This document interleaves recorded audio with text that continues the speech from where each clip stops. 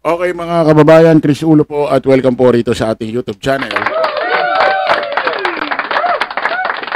Okay mga kababayan, pag-usapan ho natin itong isang isinampahong kaso ho rito kay BP Inday Sara Duterte na kung saan ibinasura ho mga kababayan ng prosecutor ho ng Quezon City. Basahin ho natin ang report. Ibinasura ng Quezon City Prosecutor Office ngayong Martes, Enero 28 ang kasong isinampa ng Quezon City Police District laban kay Vice President Sara Duterte kaugnay ng nangyaring komisyon habang inililipat si Office of the Vice President Chief of Staff Attorney Zulaika Lopez mula sa Veterans Memorial Medical Center patungan St. Luke's Medical Center noong Nobyembre 2024. Binasura mga kababayan. Naaalala niyo ba si Attorney Zulaika Lopez? Yung kanyang Chief of Staff na ayon ho rito kay Ramon Tulfo, jowa daw ni BP Inday Sara. Isa lamang ho ito sa mga isinampa kay BP Inday Sara na ibinasura ho ng Quezon City Prosecutor. So, ibig sabihin, nalusutan niya or naligtas si BP Inday Sara Pusit Duterte dito ho sa kanyang kasong ito na isinampa ng Quezon City Police. Nako, palakpakan natin.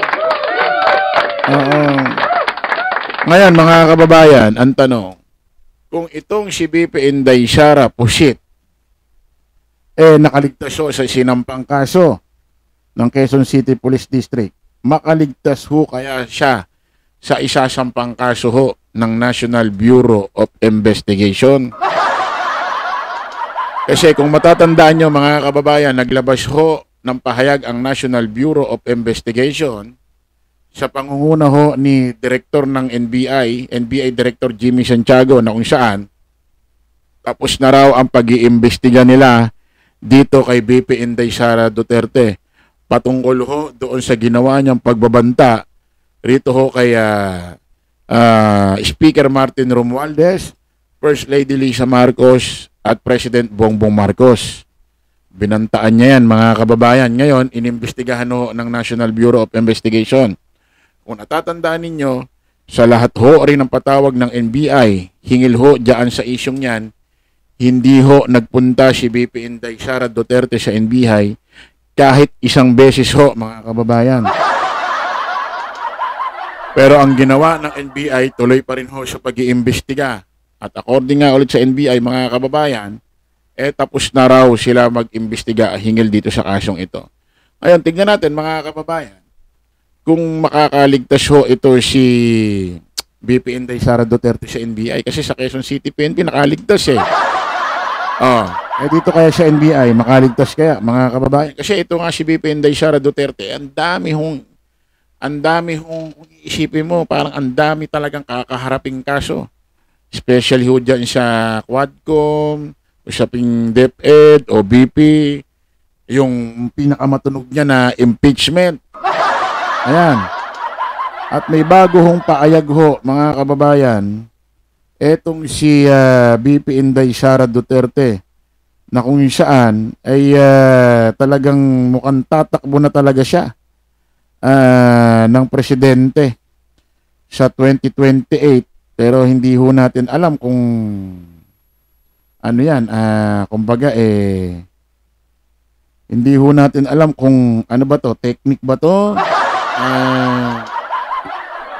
style, tingnan natin kung, kasi i-analyze ho natin mga kababayan.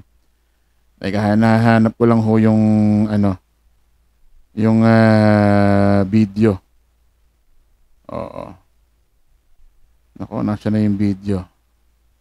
Pahintay lang po konti mga kababayan ha. Bigyan nyo lang ho ako ng ito ho, mga kababayan.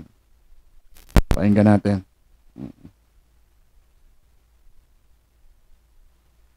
Noong January, pumunta akong Japan. Na-meet ko yung ating mga overseas Filipinos na nakatira na doon, nagtatrabaho doon. At marami sa kanilang mga pamilya ang nandito sa Pilipinas at tinanong nila ako kung tatakbo ba daw ako ngayong 2028 at sinabi ko sa kanila, I'm seriously considering running in the 2028 presidential elections dahil sa mga nakikita natin sa bayan. Ayan, kinukonsideran ni VP Inday Sara Duterte sa 2028 tatakbo ho siya ng pagka-presidente. Ito medyo kakaiba to mga kababayan kasi yung ibang mga politiko, mapa-congressman, senado, vice president, presidente, kadalasan pag ganitong matagal pang eleksyon, especially ang vice president, presidente, malayo pang eleksyon yan sa 2028. Kadalasan pag tinanong mo yan, ang lagi lang sinasagot, wala pa sa isip ko yan. Yung iba naman sinasabi kadalasan, hindi ako tatakbo. Walang nagsasalita ng tapos na tatakbo. Pero siya, mga kababayan, kakaiba. Kinukonsidera niya raw ang sarili niya, kinukonsidera niya na tatakbo siyang presidente sa 2028. Ano, kung i-analyze natin, bakit kaya niya pinapaalam agad dito sa ating bansa, dito sa ating lipunan, natatakbo siya?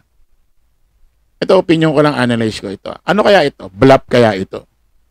Bluff kaya ito sa mga congressman, congresswoman sa House of Representatives na tuluyan nilang wag nang i-push or matakot sila na i-push ang impeachment laban sa kanya.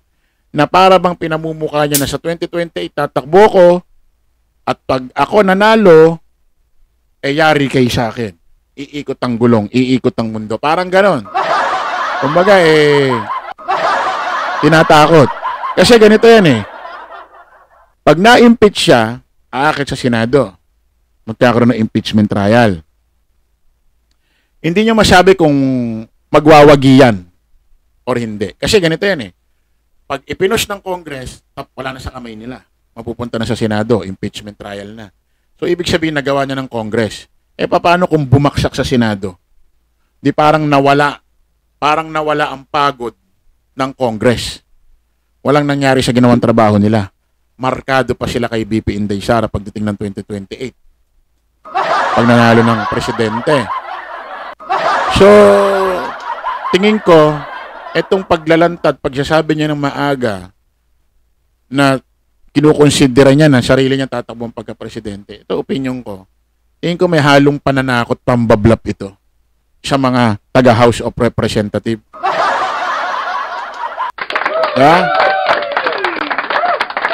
Tuloy natin.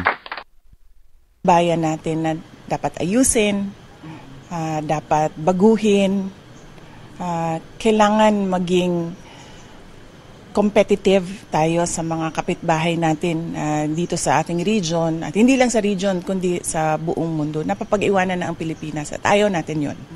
Sa 20... Dati nang napag-iiwanan na ng Pilipinas. Matagal na napag-iiwanan na ng Pilipinas. At ayaw daw niya yon. Paano mangunguna ang Pilipinas? Ma'am VP Inday Sara. Kung nagkakaroon ng mga anomalya sa mga ahensya ng gobyerno, especially doon sa mga pinuntahan mong ahensya na iniimbestigahan, na milyon-milyon pera ang kino-question at hindi mapaliwanag sa napunta, tulad sa OBP at DepEd.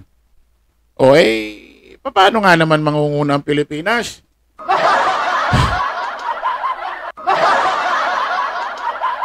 Ang hirap yung mga salitang maganda pakinggan, hindi naman nangyayari in reality. 2025 elections, pinag-iisipan ko pa kung ano yung participation ko. Hindi ko alam kung makakatulong o makakasama sa mga kandidato ang pag-endorso ko sa kanila. Kaya pinag-iisipan ko yun ng maayos dahil kung ang hindi pag-endorso ay makakatulong sa isang kandidato, gagawin ko yon. Kaya pag-iisipan ko kung anong participation ko sa darating na 2025 election. Nagdadalawang isip siya, mga kababayan, kung mang-i-endorso siya ng senador sa 2025. Kung makakatulong o makakasama. Ibig sabihin, pumapasok na rin sa isip niya na pwedeng bumaba na talaga, bumaksak na ang ratings at nabawasan na rin ang mga sumusuporta sa kanya. Kasi, kung talagang buo pa sa kanyang kaisipan, kalooban, na marami pa rin siyang taga-suporta, buo pa rin sa kaisipan niya na, na mataas pa rin ang ratings niya, hindi siya magdadalawang isip na mang-endorso or mag-endorso ng politikong senador para manalo sa 2025. Pero pakinggan niya yung pananalitaan niya. Hindi niya alam kung mag-i-endorso siya, kung makakasama ba o makakabuti. So, ibig sabihin, pumapasok rin sa isip niya na nabawasan na rin siya ng supporter. At medyo may mga tao dito sa Pilipinas, mga supporter niya, at yung iba hindi, na iba natingin sa kanya. Kaya pag nag-endorso siya ng politiko bilang senador sa 2025, po pwedeng madama yun at matalo rin dahil sa kanya. Diba? Pumapasok na rin sa isip niya, ano? Sa totoo lang, mga kababayan, etong pagtakbo ng mga kasamahan ng kanyang tatay, pamilya niya at grupo nila, tulad nila Tonela Bongo, Senador Bato, Philip Salvador, sama na natin si Willie Rebillame kahit wala sa PDP laban. Ako, ano to kumbaga sa parang dry run ito parang, kumbaga po pwedeng may, ano tawag doon? May tawag doon nakalimutan ko lang pwede niya ring gawing halimbawa ito kung talagang malakas pa ang kanilang kampo. Kasi, kung halos lahat or karamihan hindi makakapasok na senador 1 to 12 sa kanilang mga kakilalang senador, kaibigan ng pamilya at tatay ni Digong at mga taga-PDP laban, kung halos lahat wala makakapasok at hindi mananalo, isa lang ibig sabihin yan. Bumaba na talaga ng tuluyan ang mga supporter ng pamilya Duterte. Kaya po pwedeng ito si BP Inday Sara pag nangyari, hindi na rin talaga tumakbo sa 2028 dahil alam niyang matatalo na rin sila. O pwede niyang magawing survey sa darating na 2025 election senatorial. Okay, maraming salamat po mga kababayan. Kita-kita ulit tayo sa panibagong live, panibagong vlog. Paalam po pa samantalang inyong lingkod, Chris Ulo. Bye-bye.